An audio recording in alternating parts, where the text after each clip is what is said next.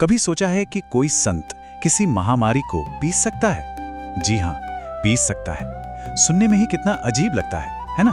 तो आज हम श्री साई सचरित्र के पहले अध्याय की एक ऐसी ही अविश्वसनीय कहानी को समझने की कोशिश कर रहे हैं। एक ऐसी कहानी जिसने एक पूरे ग्रंथ को जन्म दे दिया। देखिए, कहानी की शुरुआत ही एक बहुत अजीब सवाल से होती है।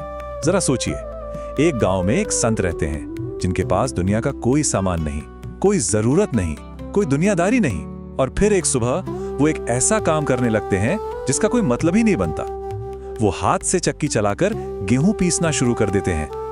बस यही वो पहेली है जो हमें इस कहानी के बिल्कुल केंद्र में ले जाती है। और ये कहानी हमें सीधे लेखक हेमाड पंत की नजरों से देखने को मिलती है।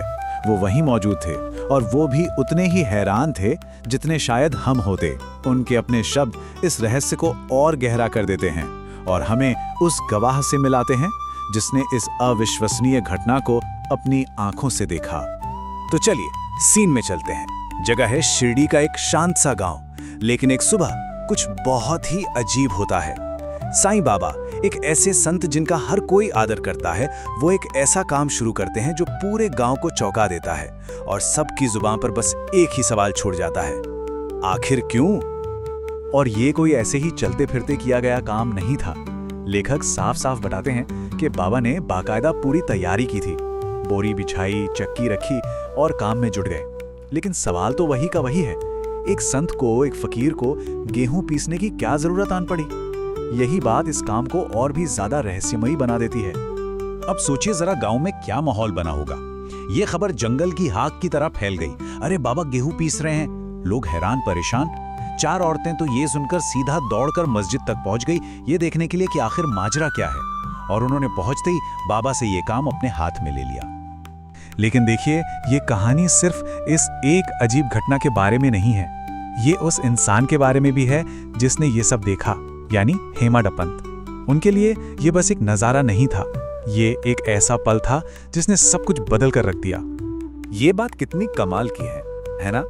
लेखक सीधे सीधे कह रहे हैं कि ये जो पूरी किताब है श्री साई सचरित्र, इसको लिखने का ख्याल ही उन्हें इस एक हैरान कर देने वाली घटना को देखकर आया।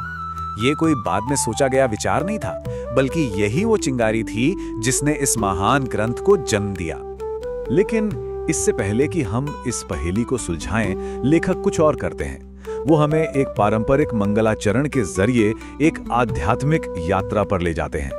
मतलब ये सिर्फ कहानी सुनाना नहीं है, ये एक पवित्र काम के लिए, एक तरह से कहें तो स्टेज सेट करना है। और ये कोई मामूली प्रार्थना नहीं है, ये एक पूरी व्यवस्थित प्रक्रिया है। वो सबसे पहले देवताओं को, फिर महान ऋषियों और अपने पूर्वजों को, और यहाँ तक कि हम जैसे सुनने वालों को भी नमन करते हैं, और अंत में अपने गुरु के प्रति पूरा समर्पण दिखाते हैं। ये सब एक मजबूत आध्यात्मिक नींव रखने के लिए है। लेकिन इन सब में सबसे महत्वपूर्ण कौन है? लेखक के लिए इसमें कोई शक नहीं कि वो उनके गुरु सद्गुरु साईनाथ हैं। वो उन्हें सिर्फ एक शिक्षक की तरह नहीं देखते, बल्कि उन्हें सबसे ऊंचे देवताओं के बराबर का दर्जा देते हैं। यहाँ लेखक ने सीधी सीधी तुलना की है। जैसे हम मानते हैं कि गणेश जी मुश्किलें दूर करते हैं, तो लेखक कहते हैं कि साई तो खुद ही गणेश है। ब्रह्मा, विष्णु, शंकर को हम सृष्टि के निर्माता मानते हैं, लेकिन हेमाड पंत के लिए साई में ही ये सारे भगवान समाये हुए हैं। ये उनके अपने गुरु की शक्ति में अटूट विश्वास को दिखाता है। और ये जो रूपक है ना, ये तो जैसे सब कुछ कह देता है। गुरु सिर्फ रास्ता दिखाने वाला नहीं है, वो एक जहाज की तरह है जो अपने भक्तों को जिंदगी के मुश्किल समुंदर से सुरक्षित पार ले जाता है। ये वो भरोसा है कि गुरु किसी भी तूफान से बाहर निकाल ही लेगा। तो अब जब स्टेज सेट हो चुका है और हमें गुरु की शक्ति का भी अंदाजा लग गया है, तो चलिए वापस चलते हैं उस शुरुआती रहस्य पर। वो आटा, वो गेहूं, आखिर चक्कर क्या था? तो कहानी के क्लाइमैक्स में वो औरतें पिसाई पूरी करती हैं। उन्हें लगता है कि उन्होंने बहुत अच्छा काम किया है और अब बाबा खुश होकर ये आटा उनके बीच बांट देंगे। लेकिन तभी होता है बिल्कुल उल्टा। बाबा उन पर गुस्सा हो जाते हैं और फिर बाबा का वो चौंकाने वाला आदेश आता है, तुम सब लालच में पागल हो गई हो, अब जाओ और इस आटे को गांव की सीमा पर फेंक कर आओ। बस इसी पल ये साफ हो जाता है कि ये आटा कभी खाने के लिए था ही नहीं, इसका मकसद कुछ और ही था। और अब सारी पहेली सुलझ जाती है। असल में उस वक्त गांव में हैजा यानी कॉलेरा की महामारी फैली हुई थी। बाबा गेहूं नहीं पीस रहे थे, वो एक तरह से उस बीमारी को ही पीस रहे थे, उसे एक बेअसर आटे में बदल रहे थे और फिर उस आटे को गांव की सीमा से बाहर फिंगवाकर वो उस बीमारी को ही गांव से बाहर निकाल रहे थे। और ग्रंथ के अनुसार ऐसा ही हुआ। महामारी थम गई और गांव में फिर से शांति लौट आई। तो अब पूरी कहानी जुड़ जाती है।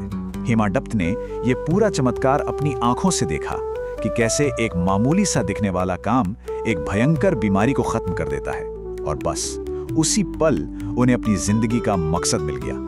ये किताब उसी एक अकल्पनीय क्षण की देन है। ये कहानी हमें एक बहुत गहरे सवाल के साथ छोड़ जाती है। आखिर कब कोई काम सिर्फ एक साधारण काम होता है और कब वो एक इतना शक्तिशाली प्रतीक बन जाता है जो हकीकत को बदल सकता है। क्या हमारे अपने रोजमर्रा के काम जो हमें बहुत मामूली लगते हैं, उनके पीछे भी कोई बड़ा मतलब छुपा हो सकता है? क्या हमारे एक्शन भी हमारी दुनिया को बदल सकते हैं?